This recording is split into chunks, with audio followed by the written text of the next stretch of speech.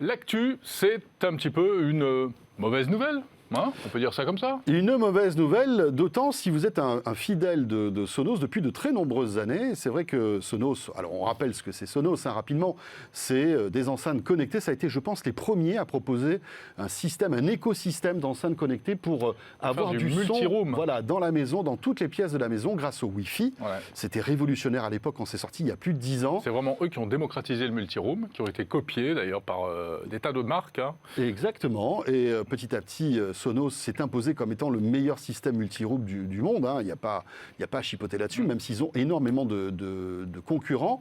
Et alors là, cette semaine, cette annonce est tombée, Jérôme, et a surpris un peu tout le monde, surtout, tout comme toi et moi, les vieux utilisateurs de Sonos. Ouais. Eh bien, certains produits Sonos qui commencent à dater, eh bien, vont être bientôt... ne supporteront plus en fait les prochaines mises à jour de Sonos. Voilà, Sonos a envoyé un mail en fait à tous ses utilisateurs pour leur dire écoutez, vous avez des vieux Play 5, hein, c'était les enceintes stéréo de première génération, vous avez des vieux Connect, des Zone Player, bon ça c'est des produits, on ne va pas rentrer dans le détail, ces produits qui étaient sortis en 2007, 2009 François, donc c'est vrai que ça ne date pas d'hier, ne seront plus soutenus, il n'y aura plus de mise à jour. Alors il y a le Zone Player original, le Connect et Connect qui était vendu entre 2006 et 2015. Le Play 5, qui est vraiment peut-être le produit le plus populaire, hein, l'un des produits les plus populaires de Sonos, le CR200 et le Bridge aussi, qui était un petit appareil qui vous permettait d'étendre en fait la portée de votre Wi-Fi, qui était sorti en 2007.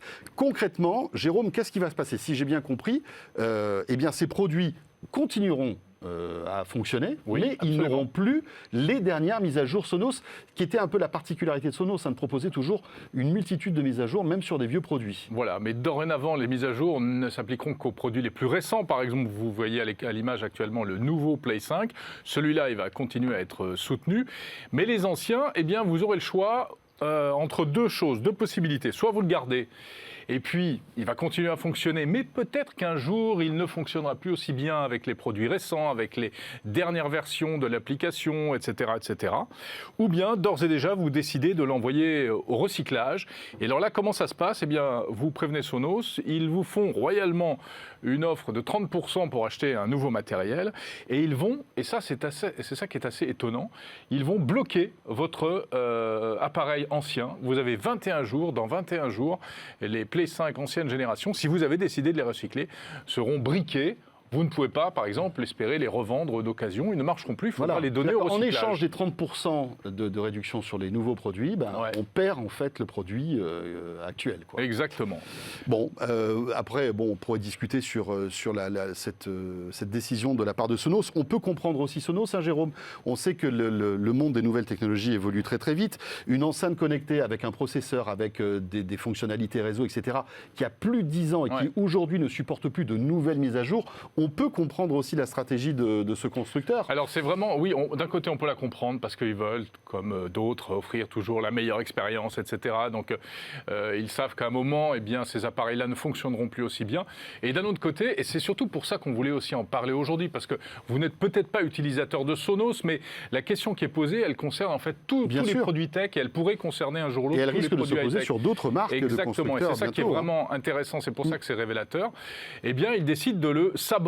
Alors c'est complètement paradoxal parce que Sonos, au contraire, était connu pour sortir peu de produits, des produits qui duraient longtemps, au moins plus de 10 ans, hein, la preuve. Et là, tout d'un coup, eh bien, ils prennent une décision qui est complètement radicale et qui, à mon avis, fera quand même des mécontents. Alors qu'on soit clair, c'est pas pour autant que ces produits qu'on a à la maison, qui ont plus de 10 ans et qui font partie de cette liste, ne vont plus fonctionner.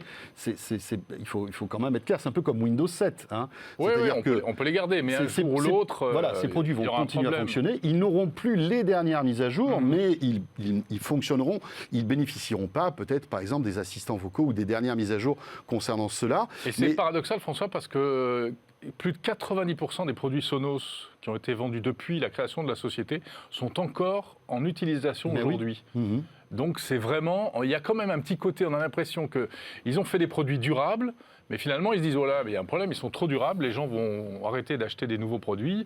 Est-ce qu'il ne faut pas trouver une solution pour leur forcer la main pour qu'ils renouvellent leurs enceintes. Voilà. Bon, en gros, voilà, si vous avez des produits qui font partie de cette liste, ils ne bénéficieront plus des prochaines mises à jour. C'est pas pour autant qu'ils ne marcheront plus. Ce que Sonos explique aussi, et ça sera peut-être le mot de la fin, c'est que ces produits anciens ne s'imbriqueront peut-être pas aussi bien dans un écosystème avec de nouveaux produits Sonos, parce qu'on sait que la particularité de Sonos, c'est de pouvoir dispatcher le son sur n'importe quelle enceinte comme on le veut. Oui, ils seront plus compatibles avec les. C'est peut-être ça qui récents, ne fonctionnera pas. Mais bon. Voilà pour le chapitre Sonos, mais c'est une info qui est vraiment intéressante.